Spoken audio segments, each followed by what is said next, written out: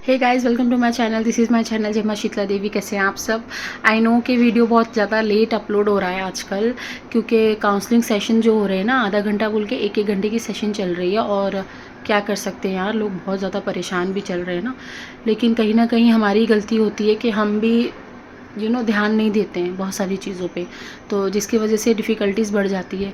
खैर, आज मैं वो बोलने वाली हूँ आप सबको कि बहुत सारे लोग ना क्या करते हैं कि 2 महीना हुआ मंत्र जाप करके और वो दूसरों की चेकिंग करने लग जाते हैं। आप करिए चेकिंग, अगर आप कैपेबल हैं और आप एनर्जीज़ के पावर्स को समझते हैं और एनर्जीज़ की रिस्पेक्ट करते हैं और आप रेडी हैं नेगेटिव एनर्जी से लड़ने के लिए, आप सक्षम हैं, तो आप करिए चेकिंग, कोई मना नहीं करेगा। बट फिर आप चेकिंग करने के बाद आप परेशान हो जाते हो कि मेरे घर में अचानक से इतनी प्रॉब्लम्स कहाँ से आ गई मैम, चेक कर लीजिए।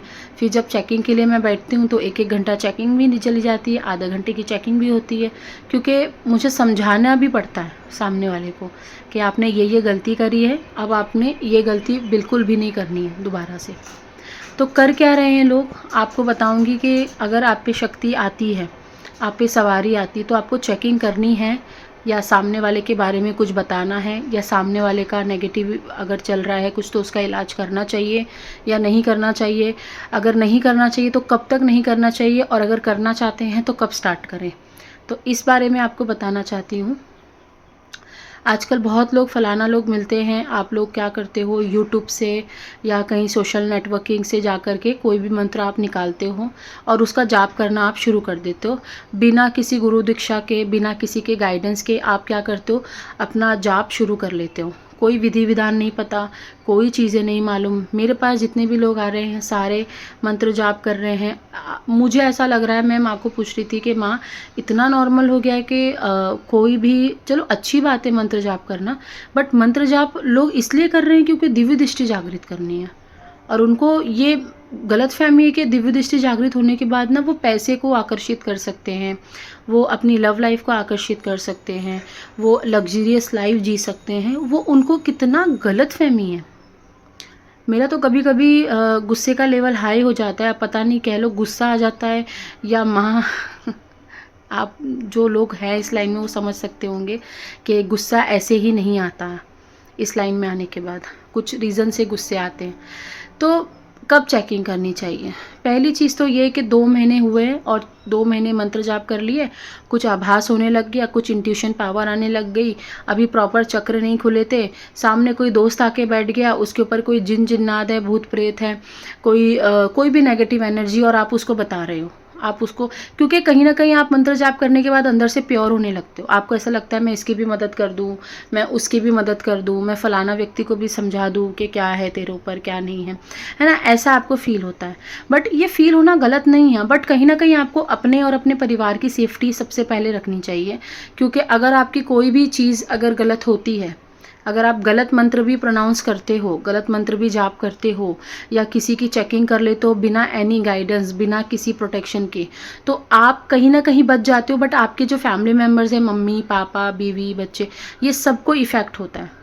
ठीक है, और फिर धीरे धीरे तुम्हारी पूजा खंडित हो जाएगी, तुम्हारा पूजा पाठ में मन नहीं लगेगा, तो जो नेगेटिव पावर्स आप लाए थे दूसरों के पास से, दूसरों को ठीक करके, वो आपको कहीं ना कहीं परेशान करके बीमार कर देती हैं। फिर आप भटकते हो फलाना भगत के पास, उसके पास, और पता चला आपका टाइम इतना ख़राब चल रहा है कि आपको भगत भी गलत मिल गया, फिर उसने और ज़्यादा तुम्हें बांध दिया। तो प्लीज़ ये चीज़ पे ध्यान दो, जब तक हम गलती नहीं करेंगे ना तब तक हमारा कोई कुछ भी नहीं बिगाड़ सकता। अब बात आ जाती है कि कब चेकिंग करनी है, कैसे चेकिंग करनी है। देखो, मैं भी इस लाइन में बहुत टाइम से हूँ। अगर 5-10 साल पहले आप मुझसे मिलते तो मैं कुछ भी नहीं थी, मुझे बात करना भी नहीं आता था। शायद आज ये टाइम राइट था, तभी माँ ने मुझे ये चैनल ओपन करने को बोला, तभी माँ ने आज भी मुझे बताया कि इस बारे में आपको बात करनी है, बताना है लोगों को कि लोग गलतियाँ कर रहे हैं। ठीक है, क्यों मुझे इतना टाइम लग गया, क्यों मेरा इतना सफ़र, मेरी यात्रा आज अभी से क्यों शुरू हुई? माँ तो मुझे बहुत पहले मिल चुकी थी, मैं आज क्यों लोगों को बता रही हूँ ये रास्ता? क्योंकि मेरी तैयारी चल रही थी, मेरे कर्मा कटिंग हो रहे थे, मेरा शुद्धिकरण हो रहा था। मुझे कोई चीज़ समझ नहीं आती थी क्योंकि इंट्यूशन पावर चक्रास काम नहीं कर रहे थे। अब कर रहे हैं। क्यों कर रहे हैं? क्योंकि माँ की ये इच्छा थी कि तू पहले पूरी दुनिया घूम ले, तू पहले ये समझ ले तेरे कितने अच्छे रिश्ते नाते हैं, तू पहले ये समझ ले खाने पीने में क्या सुख है, तू पहले ये समझ ले कि अपनी इच्छाओं में क्या सुख है। जब मैंने वो सारी चीज़ों को छोड़ दिया, जब मैं वो चीज़ें जी करके मैं यहाँ पे आ गई, तो मेरे को पता चला कि जो चीज़ के पीछे मैं पड़ी थी, जिस चीज़ों के पीछे मैं पागल थी, वो चीज़ में कोई खुशी नहीं थी। खुशी आज मुझे मिली है। तो आपको इंतज़ार करना है, आपको अपनी पूजा पाठ पर, आपको अपने ऊपर, आपको अपने देवी देवताओं के ऊपर विश्वास रखना है। किसी फलाना व्यक्ति पे आपको विश्वास करने की ज़रूरत नहीं है। आप अपनी अंतरात्मा पे विश्वास करिए, आप अपनी पूजा पाठ पे विश्वास करिए और उसके बाद आप चमत्कार देखिए लाइफ में। ऐसा नहीं है, आजकल छोटे छोटे बच्चे लोग आ रहे हैं, वो बोलते हैं मैम मैंने 3 साल जाप करा है, मैंने 2 साल ये मंत्र का जाप करा है, उसके बाद मैंने ये पढ़ा है, उसके बाद मैं यहाँ गया था, मैंने ये करा है, मुझे दिव्य दृष्टि से कुछ दिखाई नहीं दे रहा है। फिर जब मैं चेकिंग करने बैठती हूँ तो मैं उनको पूछती हूँ कि आपकी गलती है, आपको क्या लग रहा है, आपको ये गुरूर क्यों है कि आप कोई भी मंत्र जाप कर लोगे तो आप देवी देवता को कंट्रोल कर सकते हो। हाँ रियली, आप वो लोग बोलते हैं मुझे कि हमें सिर्फ दिव्य दृष्टि चाहिए, और ऐसे लोग चेकिंग कर रहे हैं और चेकिंग करके वो बोलते हैं कि नहीं हमें 50,000 चार्ज करना चाहिए, 1 लाख चार्ज करना चाहिए, और वो पैसों के लिए दिव्य दृष्टि ओपन करना चाहते हैं। उनकी दिव्य दृष्टि ओपन नहीं हुई है। तो मेरा कहने का यही तात्पर्य है कि जो भी इंसान मंत्र जाप कर रहा है, उसको ऐसा नहीं कि उसको डे 1 से उसका प्रोसेस शुरू हो गया। वो मंत्र जाप आज से कर रहा है, उसका प्रोसेस शुरू होगा आने वाले 2 साल 3 साल के बाद से। उसको 2 या 3 साल के बाद लोगों की मदद करने में आना चाहिए। उसको 2 या 3 साल या 4 साल के बाद आप उसको पॉजिटिव एनर्जीज़ में वो कनेक्शन फील करेगा, तब जाके वो लोगों की मदद कर सकता है। जब देवी देवता तुमसे बात ही नहीं करेंगे तो आप मदद कैसे करोगे? जब आपको दिव्य दृष्टि से कुछ दिखाई नहीं देगा तो आप मदद कैसे करोगे? आपको दिखाई कैसे देगा कि उस सामने वाले व्यक्ति के पास क्या शक्तियाँ हैं, क्या सिद्धियाँ हैं, कोई नेगेटिव है, पॉजिटिव है? क्योंकि नेगेटिविटी को बुलाना पड़ता है कि तू आया कहाँ से है, कैसे जाएगा, क्या भोग पे छोड़ा गया है तुझे, किस लिए आया है, क्यों नहीं छोड़ रहा है इस बच्चे को। बात समझ में आ रही है? इतना गट्स पावर, कर पाओगे तभी आओ ये सारी चीज़ों में। और उसके बाद आपको लगता है कि अरे मैंने तो सामने वाले को ठीक कर दिया, बट आपको ये नहीं पता ना कि सामने वाले के ऊपर वो नेगेटिव पावर्स को स्थान दिया गया था, मतलब उसका घर था वो, और आपने उस नेगेटिव पावर से घर को छीन लिया। तो वो तो आएगा आपके पास, वो तो बोलेगा मैं तो अच्छा खासा रह रहा था, खा रहा था, पी रहा था, तूने आके क्यों छेड़ा मुझे, मेरा घर अब मैं कहाँ जाके रहूँ, मैं तेरे साथ रहूँगा। अब तुम्हारे अंदर इतनी पावर होनी चाहिए कि तुम उसको अपने घर से निकाल सको, उससे बात करके, उससे लड़ के।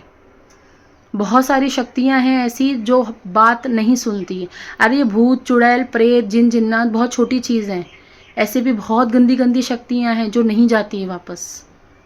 तो आपके अंदर उतनी कैपेबिलिटी होनी चाहिए, तब जाके आप दूसरों की रक्षा करो। अदरवाइज़ आपके घर में पैसों की दिक्कत हो जाती है, आपको हेल्थ इश्यूज़ होने शुरू हो जाते हैं, हार्ट में पेन, सर में पेन होता है, पैरों में पेन होता है, घर में पैसे आने रुक जाते हैं, जो पैसे आते हैं वो भी दवा में खर्च हो जाते हैं, बच्चों की स्टडी रुक जाती है, घर में झगड़े बहुत ज़्यादा होते हैं, झगड़ों की वजह से आपकी पूजा पाठ अच्छी नहीं जाती है, जो भी आप पूजा पाठ करते हो वो नेगेटिव चीज़ जो भी है लेके चली जाती है ना। तो ये सारी चीज़ें होती हैं, तो अपना बुरा मत करो। अभी मेरे पास इतने सारे केसेस आए हैं कि वो बोलते हैं कि मैं पहले चेकिंग करता था, मेरे ऊपर माँ की सवारी आती थी और मैंने अपने गांव के लोग को चेक करा था, और मंदिर में जब मैं जाता था तो मुझे माँ की सवारी आती थी तो लोगों को पता चल गया था। मैंने ठीक है कोई बात नहीं, पता चल गया तो चल गया। तो उसने मुझे ये फिर बोला कि मैम मैंने जा कर के फलाना रिश्तेदार के घर पे, मतलब जो उनके गांव के जो लोग थे वहाँ पे खा लिया एक सफ़ेद कलर का मीठा, जो दूध की मिठाई होती है। तो जब मैंने चेकिंग करी थी, क्योंकि आप मुझे जो सेंटेंस पूछोगे ना उसी सेंटेंस पे ही पूछाती है, उसी सेंटेंस पे ही माता मुझे हाँ या ना का जवाब देती है। क्या यहाँ से कोई नेगेटिविटी आई है? मैंने जब माँ को पूछा कि इसने फलाना व्यक्ति के यहाँ से ये चीज़ खाई है, तो माँ ने मेरे को वो विजन्स दिखा दिया कि इसने वाइट कलर की शर्ट पहनी है, ब्लू कलर का, ग्रे कलर का वो पहना हुआ है, सैंडल और ग्रे कलर की पैंट पहनी हुई है, मतलब ब्लू कलर की सैंडल है और ग्रे कलर की पैंट पहनी हुई है। और ये पानी का ग्लास रखा हुआ है, टेबल है और पानी का ग्लास रखा हुआ है, वहाँ पे वो मिठाई उठा के खा रहा है। तो मैंने उसको पूछा तुमने ये ड्रेस पहनी थी, ये चप्पल पहनी? तो बोलता है हाँ, मतलब वहाँ से चीज़ आई है। और उसके बाद से उसको सवारी आनी बंद हो गई। अब वो भटक रहा है, पागलों की तरह भटक रहा है कि कोई उसका इलाज कर दे। अब उसका इलाज के चक्कर में उसके जो घर वाले हैं उसके ऊपर नेगेटिविटी आ रही है, सवारी आ रही है नेगेटिविटी की। वो बच्ची की तबीयत ख़राब हो रही है, बच्चे के ऊपर सवारी आती है, जिन जिन्नात आके खेलते हैं। तो मैंने उनको बहुत फिर डांट लगाई। मैंने बोला तुमको सवारी भी चाहिए, तुमको माता जी भी चाहिए और तुम दूसरों के घर पे जाके खाना भी खा रहे हो। इससे अच्छा तुम होटल में खा लोगे ना, तो वहाँ से कोई नेगेटिविटी नहीं आएगी, क्योंकि माँ को पता है तुमने उस चीज़ के पैसे दिए, उसको चुकाया है तुमने मन मार के उधर खाया, तुम्हारी मजबूरी थी।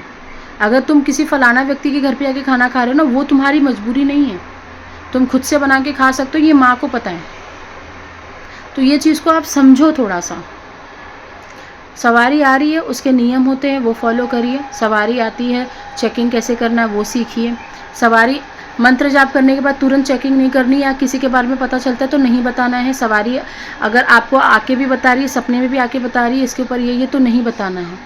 अगर आप प्रोटेक्टेड हो तो बताओ, अगर आपको प्रोटेक्शन में रहना आता है तो बताओ, ऐसे ही नहीं बता सकते हो आप। ये चीज़ को थोड़ा सा समझने की ज़रूरत है आप सबको, ठीक है। Till then bye. आपको समझ में आ गया होगा मैं क्या समझाने की कोशिश कर रही हूँ। इस लाइन में आना इतना आसान नहीं है गाइस। इस लाइन में आने के बाद आपको बहुत सारी डिफ़िकल्टीज़ का सामना करना पड़ता है, बहुत कुछ सीखना पड़ता है, तब जाके माँ ऐसे रास्ते खुद ही बनाती हैं और आप वहाँ पे खुद पहुँच जाते हो। क्योंकि मैंने अपने लाइफ में ये अनुभव किया है, इसलिए बता रही हूँ। चलो बाय बाय।